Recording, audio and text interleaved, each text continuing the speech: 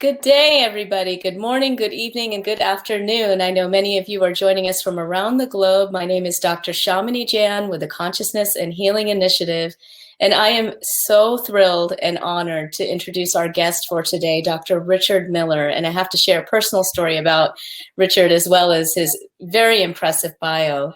So for those of you who don't know Dr. Miller, he's a master of yoga and meditation who has been teaching for over 46 years.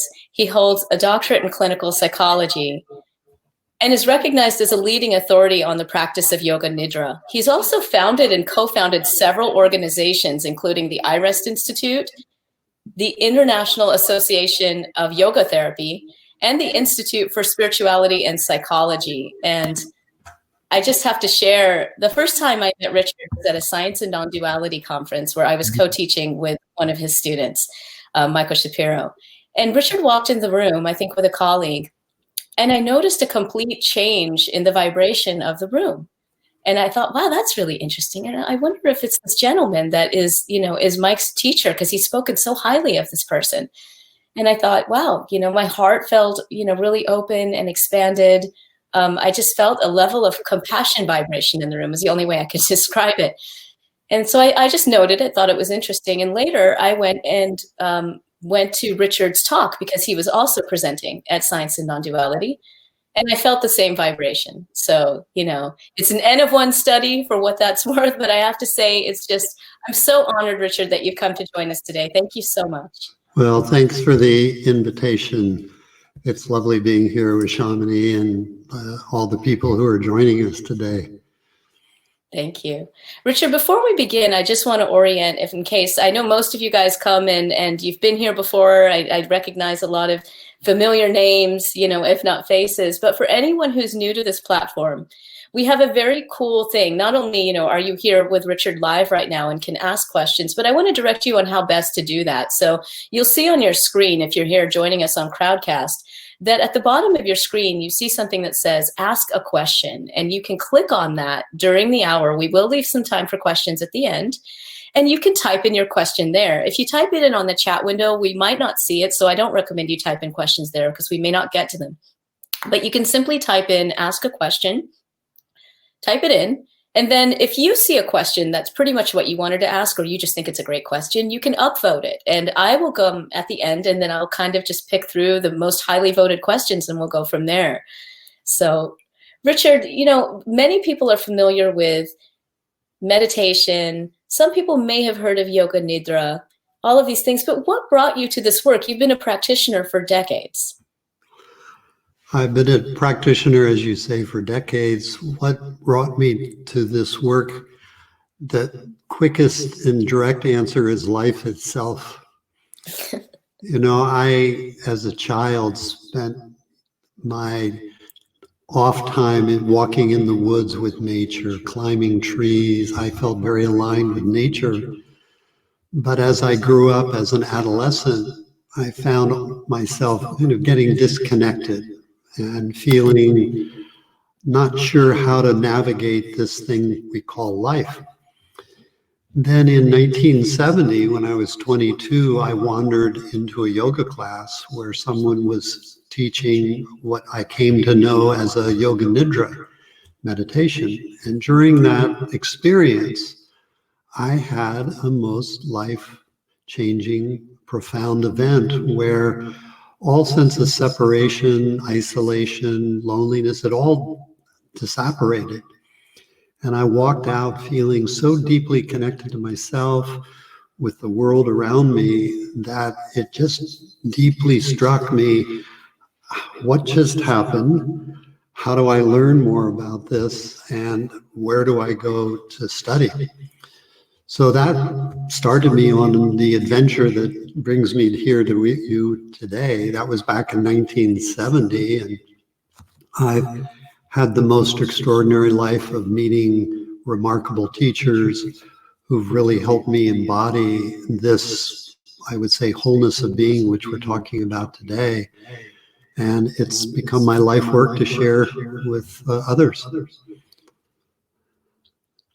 absolutely wonderful. Thank you for sharing that. And Richard, I apologize. I probably should have mentioned this earlier, but I don't know if you have headphones. I am getting a little bit of an echo. I don't know if our viewers are getting an echo.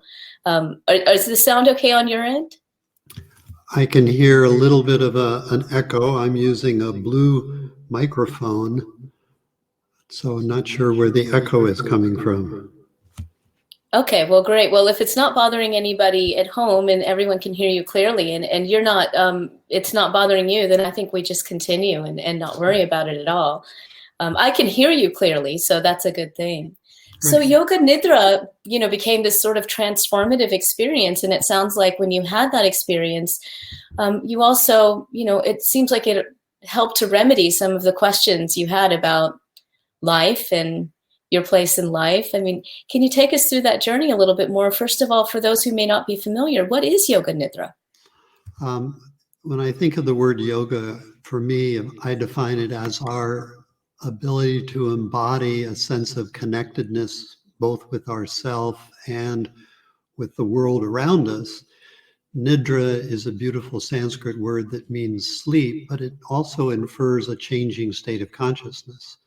So Yoga Nidra is a set of practices that help us feel deeply connected with ourselves, the world around us, no matter the changing state of consciousness we may be experiencing. So we could be in a difficult situation like many find themselves in today, navigating this COVID challenge, but we could be experiencing a difficult emotion, an illness, some circumstance.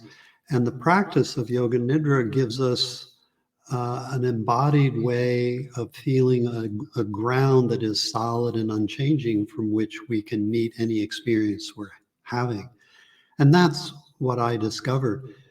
My teachers and the practices that I learned really helped me first learn how to meet myself as just a regular human being, to become friendly with my emotions, my thoughts, how my mind works, my body. So I learned, rather than approaching an emotion, say, as something that needed to be fixed or changed, or a difficult body sensation like pain, I stopped trying to fix it and change it, and I began to listen to these as messengers. And I've come to understand the body through our emotions, thoughts, sensations, imaginative world. They're sending us all sorts of information that Yoga Nidra, as a meditation practice, is teaching us how to meet them. I call greet them, welcome them, and learn from them, so then we can respond in such a way that they've delivered their message. And what I see is then the anxiety, the sadness, the grief, the pain, it dissolves because we're responding to it rather than trying to get rid of it. So it's a wonderful set of practices that teaches us first how to be an incredible, integrated, healthy human being. But then what I discovered is it also restores us to what I've now come to appreciate as an unchanging, ever-present, unbreakable quality of well-being that, and I use the image, when we are thinking of buying a car, we should go out and test drive it, kick the tires and see how it drives. So I've taken what I've come to learn and embody into my life and circumstances and test driven it. So one time I was in the hospital with an illness and extraordinary pain. And what I found was there was this unbreakable joy throughout my entire journey. Or when I'm lying in bed with the flu, or when I'm having a moment of grief because a very good friend of mine has passed on, that underlying joy is there as a quality of well-being that's helping me navigate what otherwise could be a very, very challenging and difficult situation. So amidst this COVID, I understand the suffering that so many people are going through and the challenges to me in my own workplace and keeping my employees employed. I think I'm working more than I have before. And yet that well-being is something I wake up in the morning with. move through the day with, go to sleep in, and on occasion, right in the middle of a dream, there's a moment of lucidity where I realize I'm in a dream, and yet that quality of well-being is there as well. So it's really been a wonderful adventure for me, starting out many years ago when I felt lost. And then there came a moment where I would say I got completely found. And now has become my mission to share this with as many people as I can. Yeah. And to take from amazing grace, right? Amazing the grace has found you, and you're sharing that grace with others, which is just so beautiful. And there's so many things to explore in what you said. And I want to touch on a couple of topics. The curious scientific side of me wants to know, what are the differences between yoga nidra and the vipassana approach, and, general approaches that basically lead us to the well of our being as the foundation of well-being, right? Which has been described in Vedic terminology, for example, as Sat Chit Anand. Very much what you're saying, that inner joy, that inner knowing, that inner pure, if you want to say pure consciousness or unbounded consciousness. Mm-hmm. Is it described that way in the Yoga Nidra tradition? It is. I love that word sat, the quality of simply being, and chit, the consciousness, and ananda, the fruit I see of meditation is this blossoming of ananda, or a joy that's always been here deep within all of us, and all of a sudden it bursts foreground. And what I see through the practice is in the beginning, we're learning how to recognize it and touch it. And then we're learning how to remember it constantly, what I say, little and often throughout our day and in formal practices. And what I've discovered is there comes a moment where that switch, we might say, turns on, and now it can't be turned off. It's just there, and it's remembering us. Mm-hmm. Beautiful. With respect to Vipassana, I mean, Vipassana has the three aspects of developing a sense of attention and concentration, a sense of mindfulness where we're mindfully present with our emotions and our body and sensations, perceptions. And then the third component is awakening to the clarity of pure awareness, or I like to call it the mystery that I think has given birth to all of us. Yoga Nidra is the same path. It's just couched in slightly different terminology, but we're learning to focus the mind, develop concentration. We're learning how to meet, greet, be with our emotions, and then opening to this unbreakable, unbounded presence, awareness, consciousness. The one factor that might sometimes be different, but I see this in many forms of meditation, especially when we come to it as a beginner, as I did. I thought initially, after my first experiences, that this was such a wonderful state that I was going to open into this, check into the Om Hotel for the rest of my life, and everything would be glorious from then on. I love that. Check into the Om Hotel. And what I found, like so many of us, is I checked into the home hotel and then it bounced me back into life. And then the teachings began to show me how to embody my humanness in all of its dimensions. What I see in early meditation and sometimes in Vipassana is we're learning how to note an emotion. So I was with a whole bunch of meditators a few years ago, and I said, so when you have a difficult emotion arise in meditation, what do you do?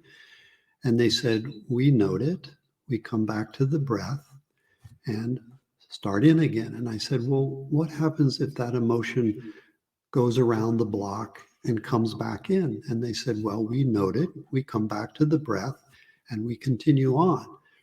And I said, well, what happens if it comes around the block again? Have you ever thought maybe it's trying to ask you something? That launched us into a beautiful discussion about how emotions aren't just to be noted, because noting, in a way, when it's not properly understood, can be a new form of repression. We're really learning how to invite all these aspects of our humanness in As one of my teachers so aptly said, meditation is like a laboratory where we're learning how the body and the mind and the senses work. So we're on good, easy, friendly terms with them all. And when we are, what I see is they slowly let go and open us to this more profound experience of pure awareness or pure consciousness. And then those integrate together. So for me, spirituality, the Satchitananda, and the integrating ourselves as a human being, they're not separate paths. They're one integrated path of wholeness. It's just so beautifully articulated, Richard. Thank you so much. So in your tradition then, in the Yoga Nidra tradition, say you've got an uncomfortable emotion or a thought that keeps coming around the block. Mm-hmm. So let me make it experiential in this moment. If we take a moment, so we're going to do like a 2-minute meditation. Okay, great. If we let our senses and our attention come into the body and scan through the body looking for different sensations that are present, what we begin to feel is how there are certain sensations that are calling our attention to them. Those could be coolness, warmth, comfort, discomfort, or a particular emotion or feeling quality. So I ask our listeners, like I'm doing right now, tune in. Is there a particular emotion or feeling quality that's calling attention to it in this moment? And if there is, notice where and how in the body you're experiencing it. So I feel a particular quality in this moment that's more around my heart, slightly below my throat, but it could be in the belly, it could be anywhere in the body, forehead, arms. What I want to do is notice first how the mind wants to name it. I let the mind do that, and then I ask the mind, would you mind if I just peel this label off and set it aside, and I'll come back to it later. But for now, I first just want to meet this emotion at its sensorial level. It's just a quality of sensation. Then I look for where is its core center and its more outermost border or periphery. So I'm beginning to explore it. I'm not trying to change it or fix it. I may have a preference that arises that I'd like to change it or fix it. I note that and set that aside, come back and just meet the emotion. Now I have in front of me what I call a messenger. So I'm going to ask it, so what brings you here today in this moment for me to spend time with you? So I'm going to ask it these different questions. What do you want? What do you need? Is there an action that you're calling me to take that by taking it, you will have delivered your message and can go on your way? So what I'm aware is sometimes I have an emotion that's calling me to take an action to have a difficult conversation. Or it might be asking me to rest a bit, take a breath, or eat better, or change my circumstances, work less. Could be many, many things, but I want to come into a conversation with it. And I often invite my students, as I do myself, to engage it as if I were writing a screenplay. So I will say to my emotion, so what do you need? And then I turn and take the seat of the emotion and I speak back, Richard, this is what I need. And then I'll come back into my seat, thank you. And what action might you be asking of me? And I'll take the seat of the emotion and say, Richard, this is what I need you to do. And then I make an agreement, I'm willing to do that. And then I will take the action, and then I'll come back and meet the emotion again, and I'll say, so how do we do? Anything else you want me to do? What I see when I do that, and it does take time, that emotion serves its purpose, and all of a sudden it's gone. And I'm back into a clarity of just simply being. And I think of, especially early on for me, these emotions can be like a Pez container. It's a little candy dispenser, and you take one out and the next one comes up. So I'm aware as we meet one emotion and it lets go, there might be deeper ones that strive to the surface of our consciousness, and I just take them one after the other. And then I see that after many times, when I go to check in, is there any emotion present? There's nothing there. They've basically given me a clear space now where I can leap into a deeper quality of meditation or just go about my life. So that's the way I meet an emotion, a thought, a body sensation like pain. I do the same thing. Where do I and how do I feel it in my body? Center, periphery, peel off the label pain, meet it as sensation, and then start the inquiry. So, what brings you here today? And I have found by having that relationship with my body and my mind, we've all long ago come on good terms with one another. I just love it. It's like emotional two-chair technique, you know. It's really, you know, for those of us in psychotherapy, we may have learned something similar that we would encourage a client to do, but here we can do this, as you say, with any uncomfortable sensation that we might try to avoid. Instead, we just turn toward, embrace it, and ask it essentially what it's here to teach us. Yeah. Well, I think of Buddha, for example, was one of the finest, extraordinary psychotherapists to walk the face of the earth because he wasn't interested in where did the arrow that's stuck in you come from, who made it, what are the qualities that are. He said, do you want to just let me help you pull it out? So he was really interested in the actual experience somatically, which is what I'm interested in. We Yeah. can obviously get into analysis later on, but I'm more interested in how do we meet suffering head on and respond to it in such a way that suffering drops away. And we could say suffering is our refusing of something, because when we really meet it, the suffering dissolves. Pain and difficulty may still be there, but it's no longer a quality of suffering, I would say. And there's a beautiful quote I often love to give from the Brihadaranyaka Upanishad, which says, whenever we don't truly meet something and we try to separate or get away from it or get rid of it, we will always experience some level of anxiety, fear, or the feeling inside that there's something wrong. And I've come to appreciate when those arise, the ego mind picks it up and says, there's something wrong with me. What Yoga Nidra has taught me is to let go of the me and say, oh, there's just something amiss here. Let me trace it back to its source from where it's emanating from. And once I reach the source, I can make that inquiry.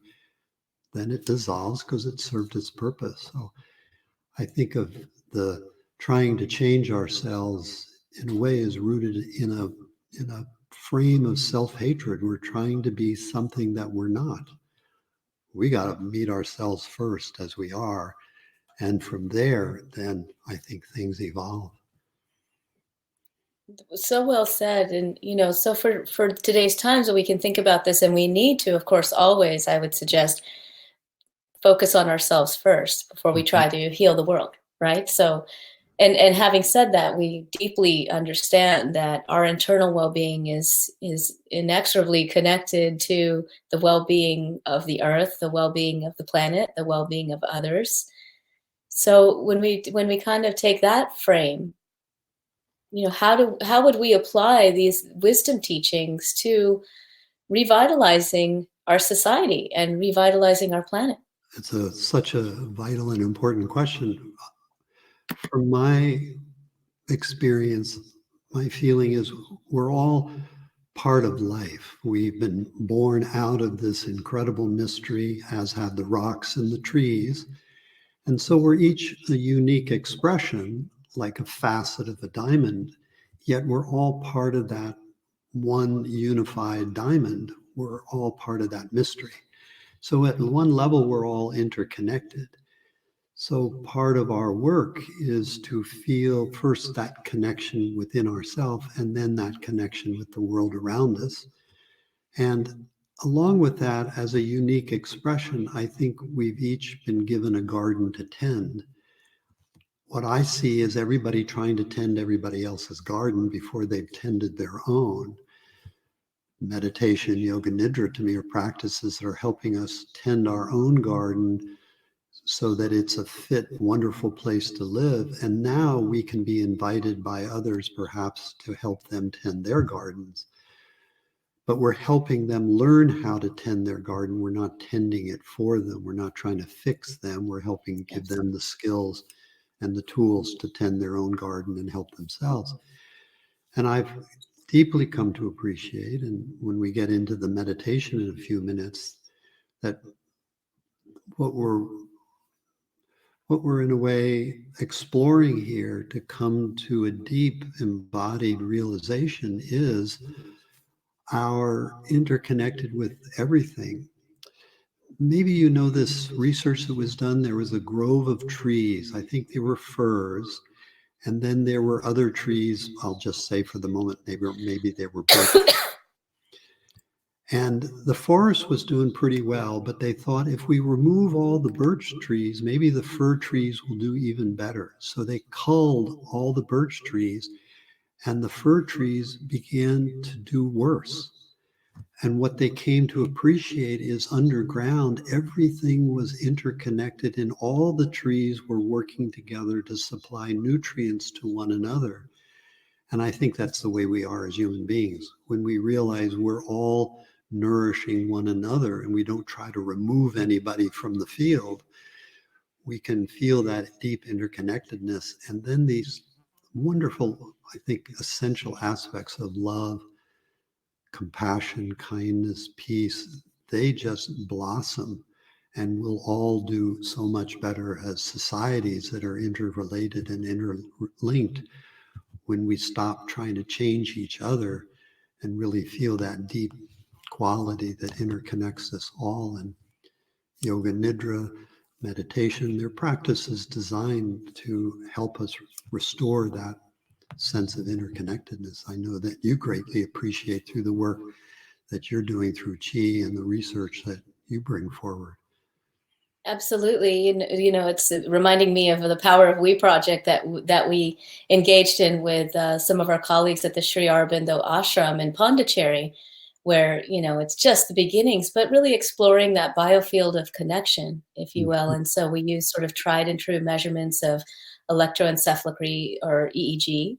And we found that, interestingly, and you'll appreciate this, we measured the EEG coherence, that is the potential for EEGs to cohere between people, not just coherence within one person's brain. As you know, that's usually how meditation is done. My brain, my stress level, my everything. Mm-hmm. So we were interested in saying, is there some kind of a shared biofield effect? And we found evidence for EEG coherence between meditators, interestingly enough, during the time that they were focusing on their internal experience. They're so-called, so they weren't trying to connect. They weren't trying to create a share. They weren't trying to do anything. They were actually going through an interiorization, if I can say that word correctly, process. And, we found that fascinating. And of course, scientifically, really would love to follow up on that research. But as you know, we explore this, the biofield as, as a framework really for helping us more deeply understand our capacities as human beings. Well, you're reminding me of an experiment I did one time when I was engaged at Noetic Sciences in Petaluma, Nevada, and they asked me to engage a particular experience where I was trying to change something. And so I tried different techniques that I had learned, And then I thought, well, what if I stop trying? The moment I stopped trying, the change occurred. And what I've come to appreciate is our trying actually interferes with this bioconnection. The moment we learn how to rest back and be at ease, all of a sudden that interconnectedness just lights up in a way that we can't imagine otherwise. It's our mind gets in the way when we think we should know what to do. Well, there's a life force here that knows exactly what to do when we get out of the way of it.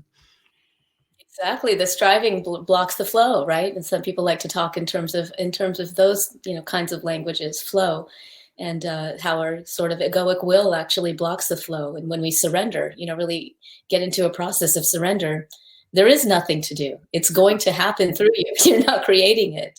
And it's a paradox, isn't it? Our intentions, our strivings bring us close towards what we're looking to achieve, but there comes a moment where our striving now becomes the very obstacle that blocks us from that achievement. There's a moment where we truly have to let go, surrender. And I felt the movement from my will to thy will. The moment I let go into thy will, things started happening in ways I could never imagine. So I see that, yeah, I have a personality and there's an ego, and that's fine. But I've learned the place that it has in life and the places where it just doesn't need to come in and gets in the way otherwise.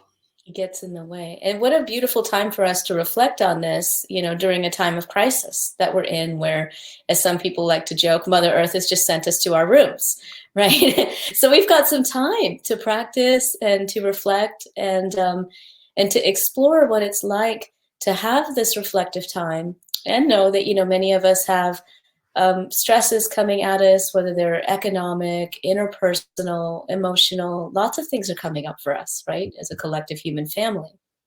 And So that's all there. how quickly nature heals herself when we get out of the Yes. way. Yeah, it's so interesting. I recently wrote a blog about this, the promise of regenerative healing, and who is really teaching us about regenerative healing. Look, when we stopped doing, what happened?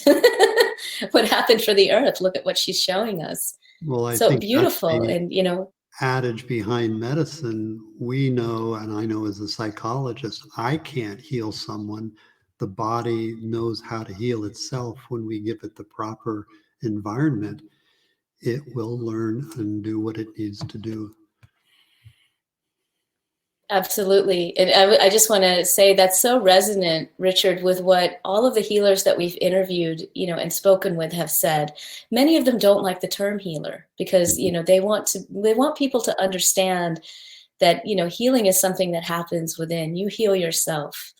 That's really the truth. The folks that are working, whether they're working on the psychological, spiritual, energetic, physical, all these different levels of being, are just helping bring us back to ourselves, right? Where the healing takes place when we come back to ourselves in Yeah, and this I think way. again that paradox, we all have to try different things until we realize they're not working. And then we start to surrender. And there is that delicate moment that can happen where we can fall into a moment of helplessness, or we can fall into a moment of truly being open to receive. And that's, to me, when the grace steps in and the real healing begins. I so appreciate that. And I feel like it might be good to name this and talk about it a little bit just before we get into practice, if this is okay, because, Yeah. you are a clinical psychologist as well as, a very deep practitioner and learned teacher. For those who struggle with mental illness, maybe even before COVID, the things that we're hearing about in terms of the suffering that our first responders are facing and the vicarious trauma that everyone is facing to some degree. Some of us struggle with mental illness, if you want to call it that, mental affliction more than others.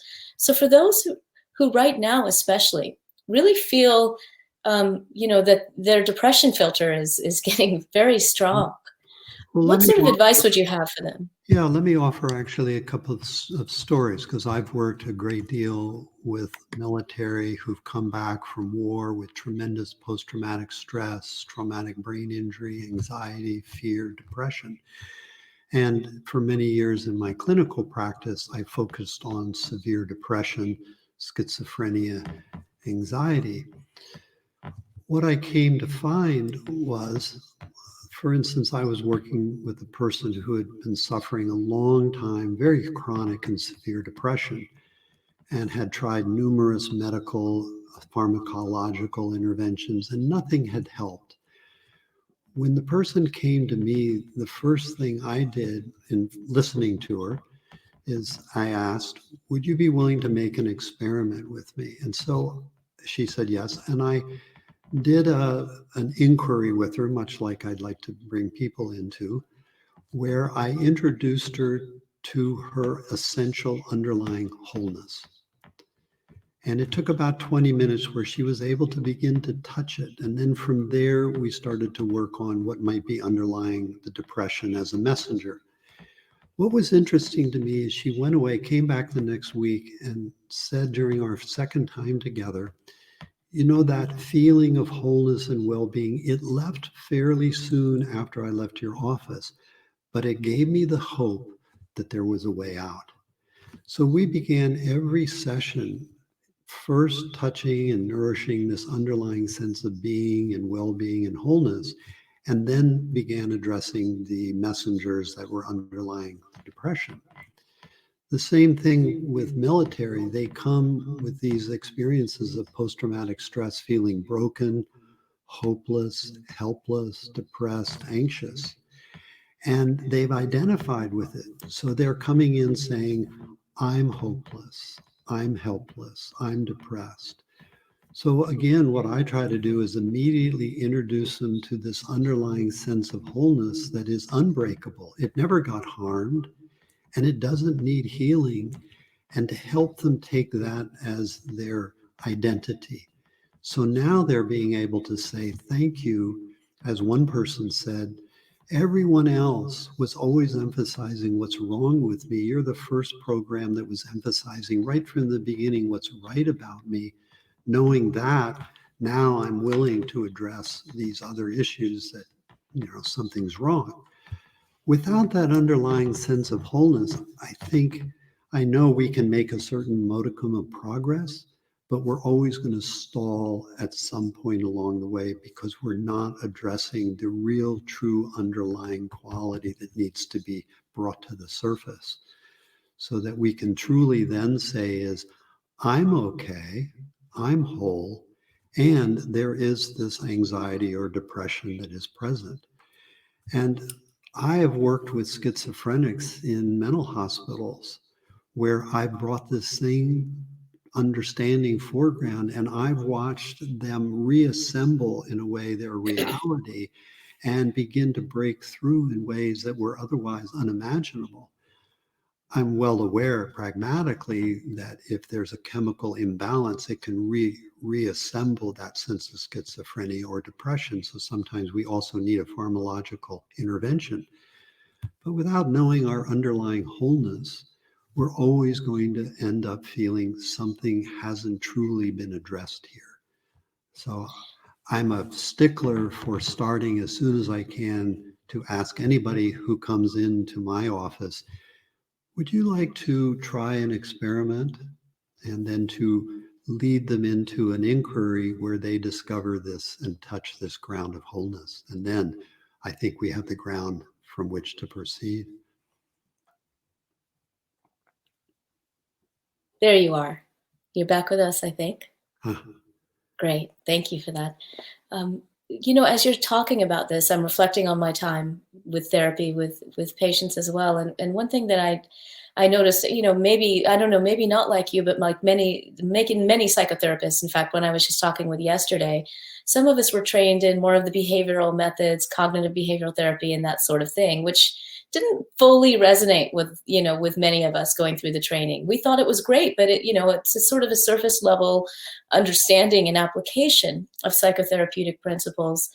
And I think back to Carl Rogers and some of the humanistic therapists who understood the nature of what was called unconditional positive regard, Mhm. essentially the love and the being able to see a client as whole so that they can experience their wholeness. And so I just wanted to name that with you because I imagine that part of what happens, it's a, if you want to call it not necessarily transactional, but transpersonal process where having done again your own work, Yeah. you know, are able to see this person more clearly beyond their diagnosis, able to see the wholeness within them, which allows them to see the wholeness in themselves. Yeah. And it's nice because I think of all these interventions like cognitive therapy, rational motion, EMDR, each is like an arrow I have in my quiver of tools. But if I only have a hammer, I'll look at everything as a nail. The Yeah. wholeness gives me the ability to see the proper intervention that may be needed along with this underlying quality of essence. But I think you're right on when you say we as practitioners, if we're embodying that sense of wholeness, we know it's within the other person. And as they feel it and it comes out, they recognize it's not something I'm bringing to them. It's already in them. They're just bringing it out to the surface of their consciousness, recognizing it. And then it really becomes like a, um, a quality of doing the work to keep remembering it, nourishing it, and bringing it foreground more and more in the midst of the challenges that they may be facing. Yeah.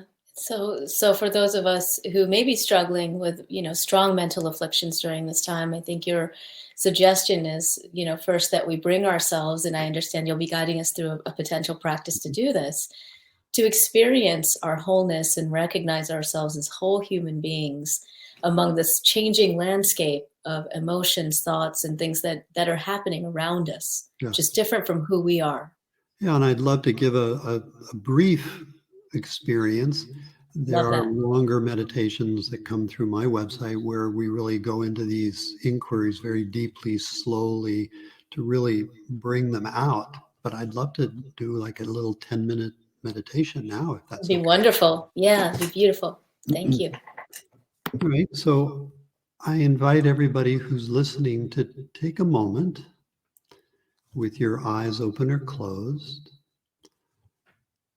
and just rest back and feel free to sit or lie down. But you could even stand up and be walking around during this meditation. So, with your eyes open or closed, let your senses open to the sounds and environment around you.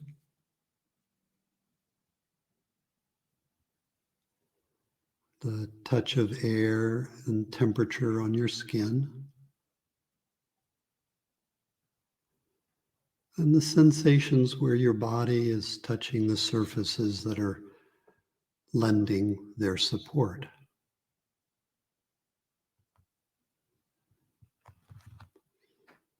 And let your attention move within your body, noting different sensations that are calling attention to them. For instance, you might momentarily land in your jaw. And just notice happens when you don't land somewhere to try to change it or fix it. You just welcome the sensation that's present in the jaw, ears,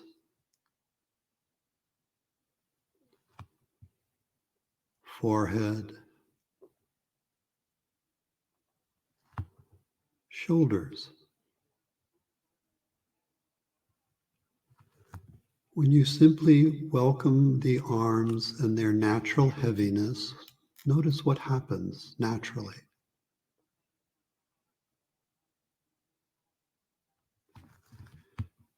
And as much as you can, let attention drop more into the heart.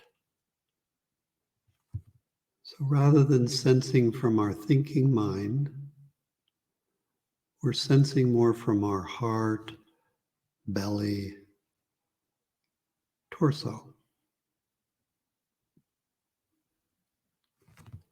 And notice any sensations in the pelvis, hips, legs.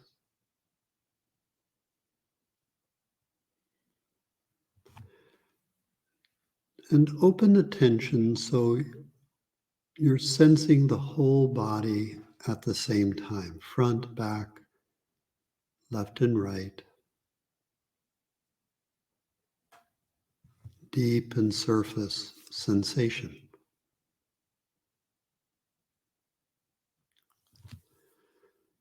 And the natural coming and going of the breath as belly expands and releases.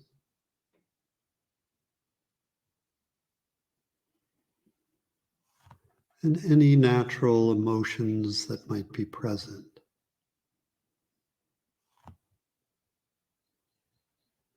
Just letting things be just as they are. And to the degree that you can, just settle down and back or in as an ease of simply being. We've let go where we've come from and we're not yet ready to go on to something else. We're just simply taking this moment, time out, to simply be. And notice the more you nourish the simple ease of simply being, it may bring forward various qualities like a moment of stillness or ease, or some quality of peace.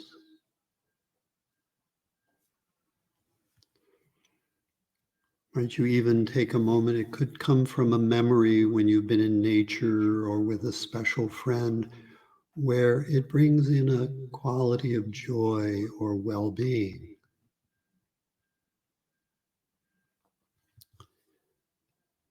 If there is an image that comes to you that helps you bring forward and nourish this feeling of joy or well-being, then let go of the image and just notice when you experience a sense of ease, well-being, joy, where and how in your body do you experience this as a quality of sensation?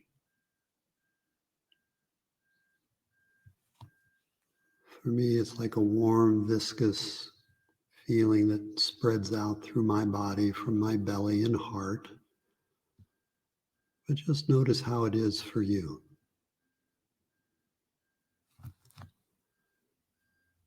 Noticing how the mind may momentarily come in and try to comment, analyze, name. Set thinking free like butterflies that float above you and settle more deeply into just welcoming yourself as sensation. The simple ease of being. And let me ask you several questions. When you're simply being, where and how do you feel this in your body? Where is its core center and its outermost border or boundary? Can you feel how being is a presence that we feel that's localized as a quality of peace or ease, but also can be more field-like, that emanates? If we stay with it, we might feel both a sense of connecting with ourselves and how that quality of being moves out as a field that could help us feel interconnected with everything and everyone around us.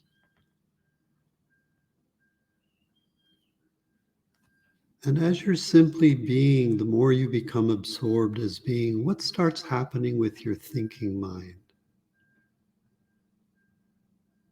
And you sense how that begins to settle down.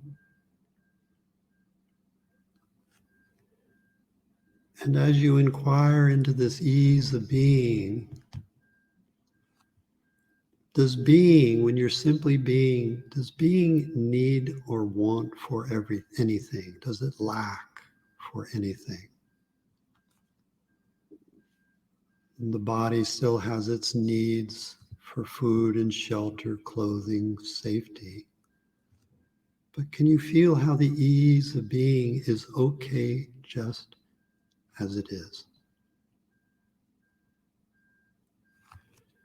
And how this sense of being is familiar. We may not nourish it often, but it has a familiarity about it.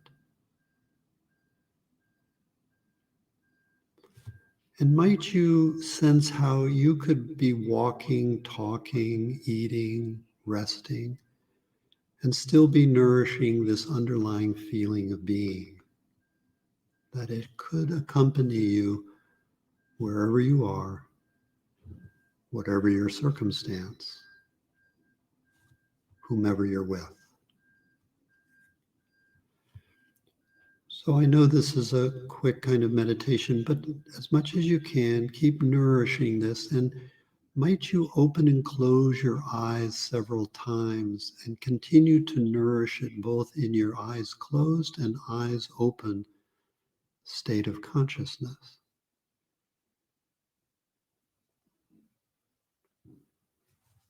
There is this tendency as our eyes open to get flooded by the world around us and to lose our ease of being, and we're learning how to nourish it as we open our eyes and go back into our daily life.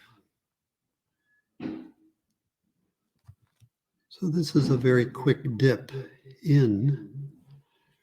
And what I love to do is take time during meditation retreats or some of my recordings where we'll take 20, 30, 40, 50 minutes and really just nourish this until it's so vitally foreground that it's undeniable.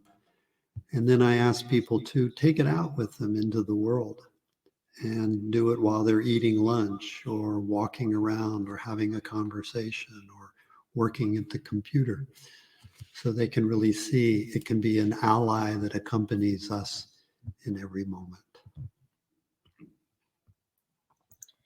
Thank you so much for that. It's such a beautiful experience and exercise. And I love what you just said, because I think what I heard you say is it's nice, especially when we're learning to do this, for a longer period of time, to just get really familiar and comfortable with this internal well of our Yes. being. And then we learn how to kind of actually quickly tap into it as well. At an instant's notice. And I love the understanding that at first we're recognizing and remembering it. If we do it often enough throughout our days, there comes a moment where we realize it's now remembering us. Now I can really relax because I'm in a difficult situation, and it floods foreground without me having to do anything and gives me the ground from which to meet the moment. Beautiful. Well, we do have just a couple of minutes for questions, and I just want to remind folks that if you'd like to ask a question, just click on the little button here that says Ask a Question and type it in, and that way I'll know to get to it. I think I do see one in the chat window as I want to honor, because I could ask you questions, Richard, all day, and I want to honor anybody here who might want to ask a question. I think people are probably still very much enjoying the exercise. You may hear some sounds in a minute. I've got a delivery person right out my door that's okay. doing something. So just, okay. Well, I promise we'll definitely end on time. I know you've got some things to do, and really appreciate the time you've given us here, Richard. Thank you so much. But there's a question here that I see in the chat window. How do you start the inquiry into, sounds like leading client to whole person? So first we experience it with ourselves, and then there are a series of questions or inquiries we can slowly introduce to the person. But the first setup, I would say, is helping them first relax a little bit and move from more thinking to just sensing. And that's difficult for many people because they're so caught in the thinking mind. And so sometimes a little bit of movement, some self-massage, some things to actualize a more sensing reality orientation is helpful. But what I have found, and I've worked with thousands and thousands of people by now, I haven't found anybody who can't do it with some guidance and prompting. But it really is a shift from the thinking to the sensing, and that opens the doorway to me.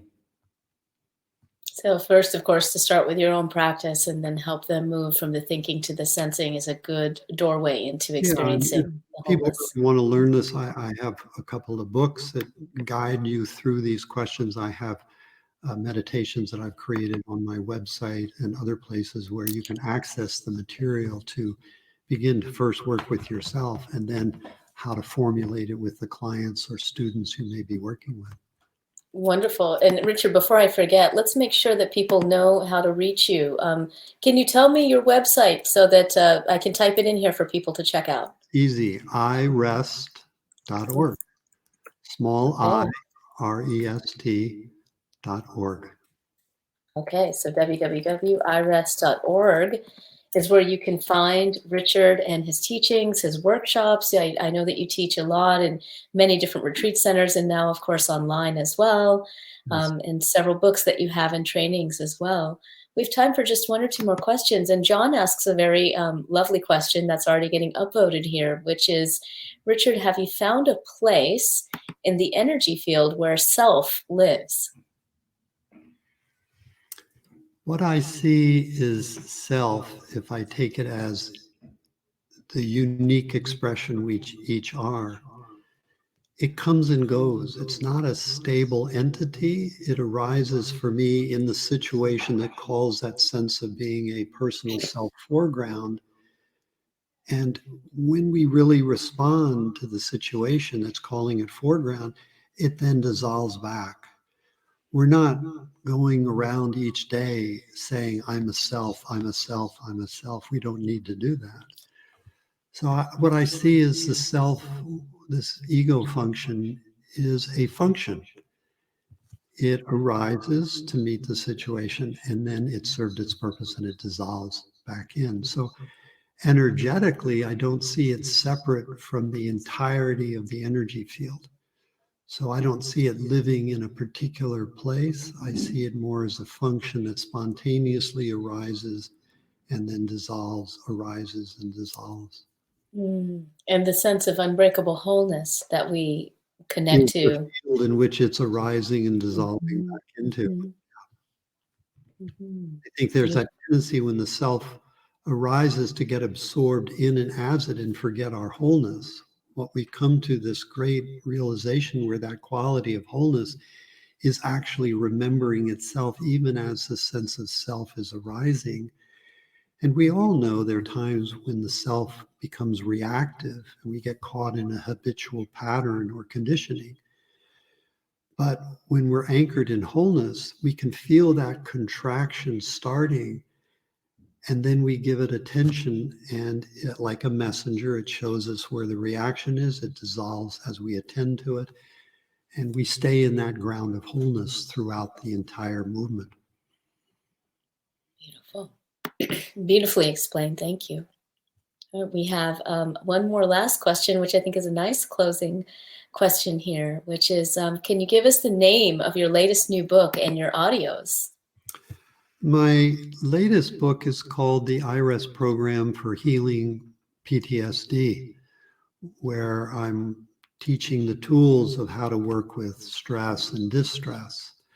I also have a program on Sounds True, Your Wholeness of Being, or the iRest Program for Health, Wholeness, and Well-Being, where again, I'm going through these different principles, these 5 inquiries, really helping a person ground and unfold or blossom, as I like to say, into their true wholeness that I know we all are. Mm.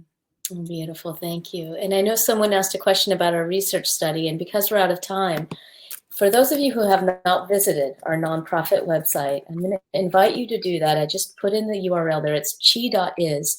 You can also click on this Biofield Healing Report green button to learn about our deep dive into healing it's just too much to even go into right now, but I highly encourage you to visit if you haven't. It's an 81-page report, 10-page executive summary on what healing is, explaining it to people who don't know anything about it, and really what we're going to do to forward the field for systems change. It's a free resource from our nonprofit. Richard, again, just thank you so much for your time today. It's just been an honor and a pleasure to have the time with you. Thank you so much for all that you do. Nice to be with you and everybody who's joined us today. Thank you. Thank you. All right, everyone, be well. Take care and have a great weekend.